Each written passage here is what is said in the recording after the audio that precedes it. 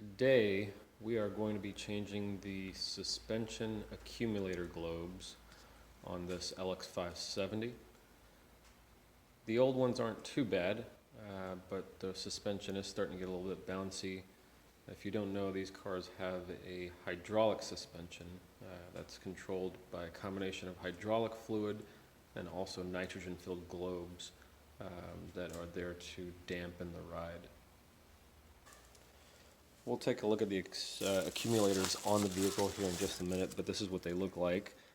There are two for the front, two for the back. These are brand new ones from Toyota Lexus that came in from Japan, so we're going to be replacing them with these new ones, and hopefully that'll help the ride smooth out a little bit like it should be from the factory. So if you're looking at the driver's side of the vehicle, there's the running board here. There's the back door, and if you go right underneath the back door,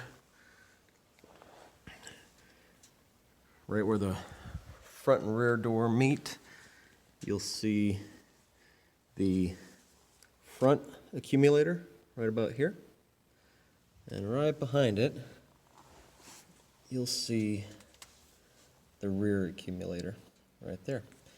And in the way is this metal guard that's in place to protect it from any sort of road debris or damage that you see here. And that has to be removed first to get to any of those components. You've got a few bolts that hold this thing on. I'll try to show you them to you here. So at the very back here, there's one bolt up there. There is one bolt. If you come down a little bit right there, there are one other bolt right here.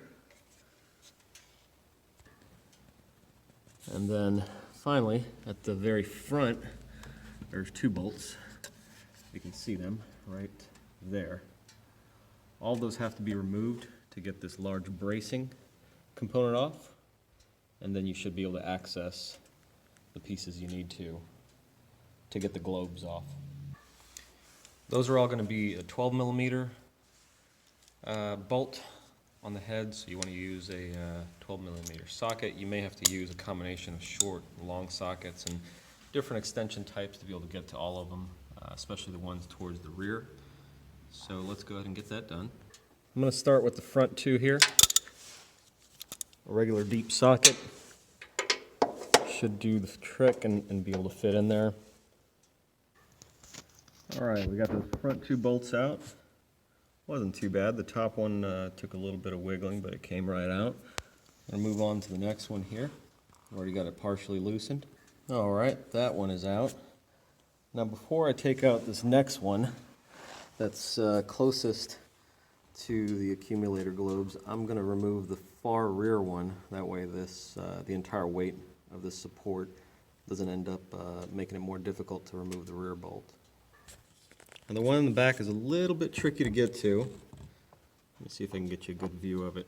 It's that one towards the right of the picture that you're seeing. So you can get up there. I'm going to try a combination of either a socket or a socket plus an extension here. Alright, so a regular socket or deep socket did not get me in there. What I ended up having to do is use a swivel along with a deep socket. You see the deep socket there, and the swivel's right there, a 3/8 inch ratchet, and we're going to go ahead and try to get this guy off here. Alright, that one is out. Got it out. Not too much trouble. So last but not least, we're going to remove this one here, and then the support brace should be able to come right off. Well, looks like I missed two of them, so we did get this one off. In front of the front accumulator, looks like there's two more brackets, or one more bracket with two more screws hiding up there. You see those two bolts there. So we'll go ahead and get those off. May require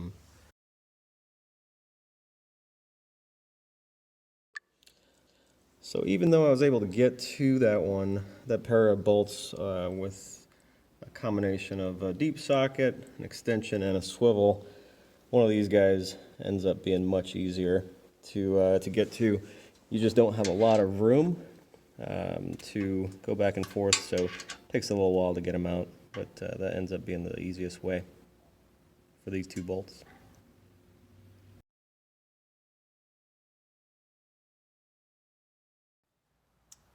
And there it is. That is the big support that sits underneath the driver's side accumulators along with the bolts. Now next we're going to get to the accumulators.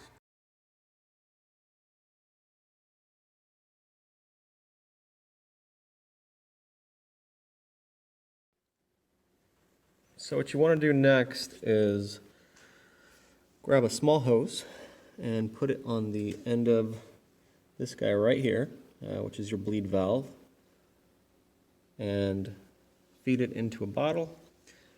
Take a 10mm open-end wrench and pop it open. Let the pressure come out.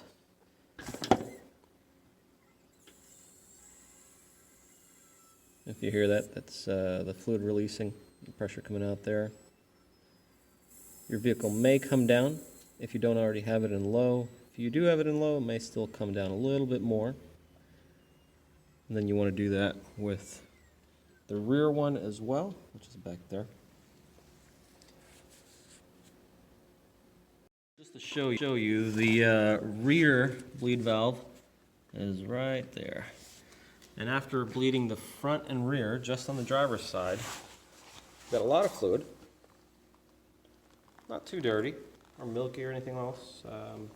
Had changed this out about 6 months ago, so it's still pretty clean, but that's a lot of fluid that came out, so make sure you do bleed them because all that pressure is going to be backed up right behind the accumulators.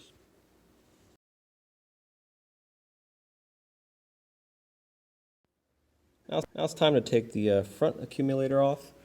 I'm using a, let's see what size is this, a 21mm socket on a breaker bar, and it breaks right loose pretty easily.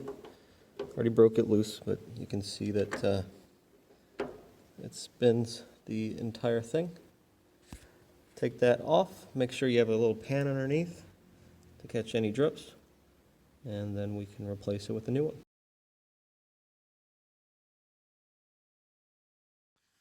All right, the old one is off. Came off in one piece, pretty good. And now we've got the brand new one. Took the cap off there. Make sure you put a little bit of hydraulic fluid on the new O-ring right here. And then you can screw it right on where the old one came out. And let me show you where the old one was. It was right over here. So make sure you don't have any debris or rust or anything else around the area. If you do, wipe it down, and then you can screw the new one right back in. All right, so we've got our new front accumulator in place and tightened down. Make sure you wipe up any drips or anything with the hydraulic fluid. And then we also got our rear one on. Both of them came off very easy, went back on very easy. Make sure you have a little drip pan, again, underneath to catch any drips so it's not making a mess of hydraulic fluid. Overall, very simple. And then we're going to put the bracing back on and then move on to the other side of the vehicle.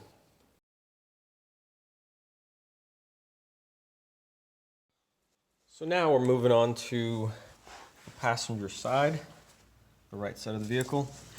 I've already got the support bracing off, and the locations are about the same as the other side. We've got the front accumulator here, the module and the bleed valve there.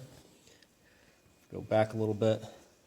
Got the module and the accumulator here, and then again, the bleed valve for it on the back side.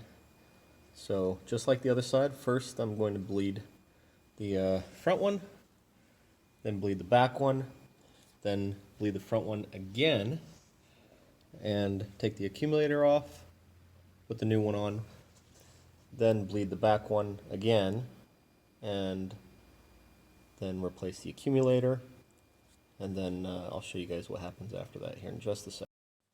All right, so Now we've got brand new front accumulator on the passenger side and a brand new rear accumulator on the passenger side. And again, make sure you wipe up any drips. Don't leave it on the paint.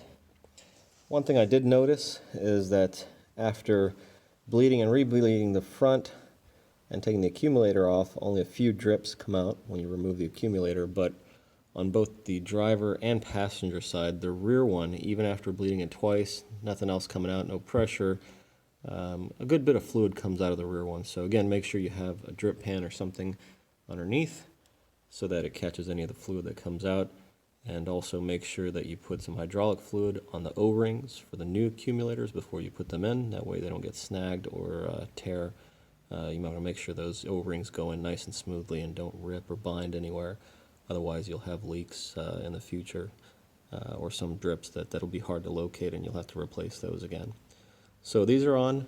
Next we're going to go through the rest of the process, the bleeding up and down and all that good stuff here. Oh, and before I get to the rest of the process, this is how much fluid came out. So the car was in low, wasn't in neutral or high mode, it was in low.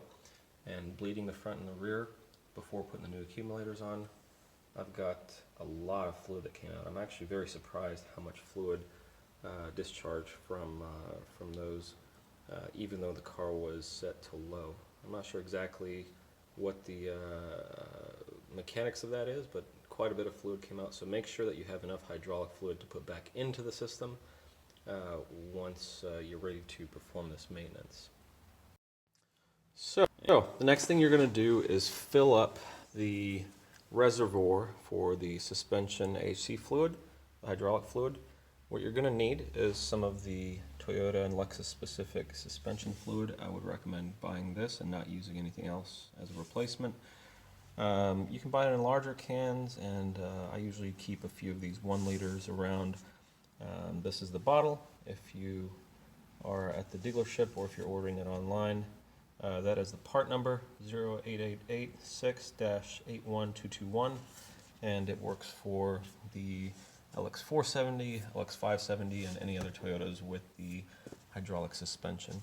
You also want a transfer pump. I use this handheld transfer pump for a lot of different things with the hose as well. You put one end into your bottle and the other end into the reservoir. You can either pump fluid out or pump fluid in. Use it to pump fluid out and replace it. For the suspension systems, works well for the Mercedes, the Toyota and Lexus, or any other vehicles that have that type of system in them, or any other fluid transfer you need to do. Now, on this vehicle, on the LX470, the hydraulic suspension fluid is in the front, the engine compartment. On this vehicle, it is in the passenger side rear wheel well. So right here, I'm going to put a light on it, you're going to see an access panel in the wheel well, behind the right rear wheel, in the wheel well.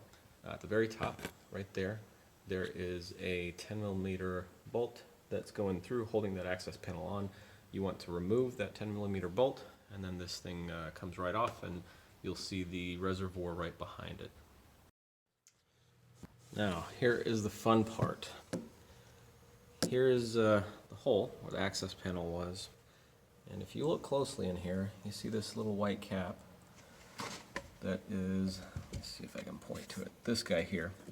That's the cap you need to remove, and this is the filler tube for the AHC system. And that guy back there, way back there that the sensor's plugged into, is the reservoir. Now you have to be able to see into, or see the reservoir enough to figure out where the fluid level is. What I usually do is take a flashlight from underneath the vehicle and try to find a spot to point upwards and keep an eye on the reservoir and try to see if I can see the fluid level. You have to be able to get that straight before you start filling it up so that you know how much fluid you're putting in there. Right about here, it's hard to see on the video.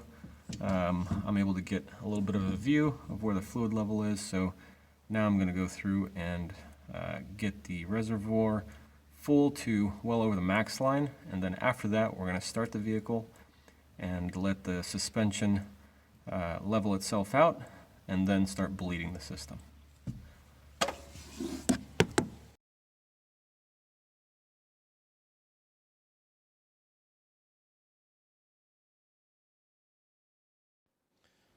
Alright, we've got an entire liter of additional hydraulic fluid put back into the system. Not quite as much as what came out, but that should be enough for now. I'm going to go ahead and start it. And keep in mind, when you have the doors open, the hydraulic system will not put the vehicle up or down, so you do need to close the door, or all the doors, including the tailgate. And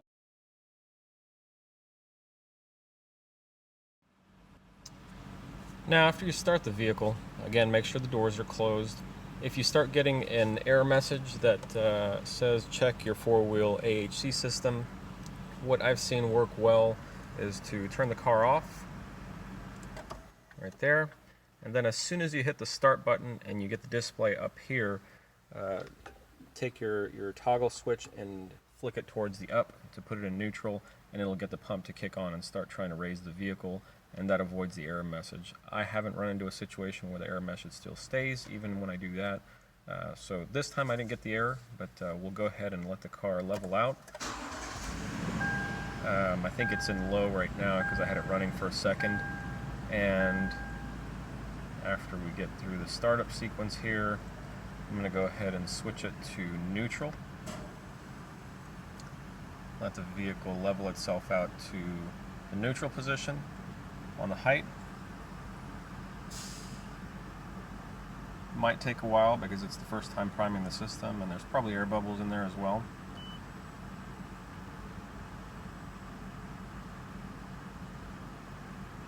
Yeah, you'll notice it's taking a little bit longer than normal. And it's in neutral position. I still hear the hydraulic pump going in the back, the whine. So I'm going to give it another 10 seconds or so until that pump stops. Alright, looks like it's clicked off. And now I'm going to go ahead and shut the vehicle off.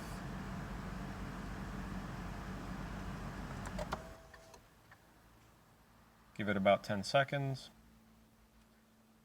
And then what I'm going to do is cycle it to low, neutral, and then back to low. And then while it's in low, I'm going to go back and bleed the system. I've had the best luck with that on my old LX470, a different LX570, and this one as well. Whenever bleeding the system, it seems to get most of the air bubbles trapped where they need to be able to bleed them out of the system. So we're going to start it back up.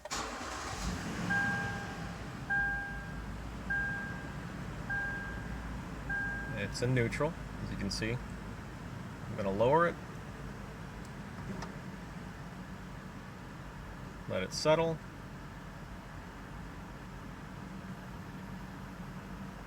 And then once it's in low, bring it back up to neutral.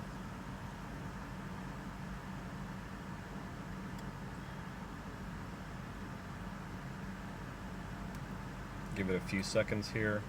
Let it raise the vehicle.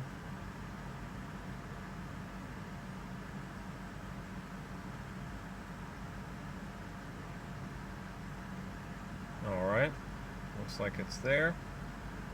And then lower it back down. Give it a few seconds to settle.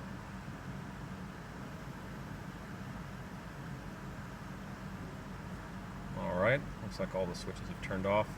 And now turn the vehicle off, and we're going to go bleed all four corners. We're going to start with the one furthest away from the pump, which is going to be the driver's side front corner. Then the passenger side front corner, then the driver's side rear, and then the passenger side rear. We're going to want to get all the air bubbles out and then run through this cycle again.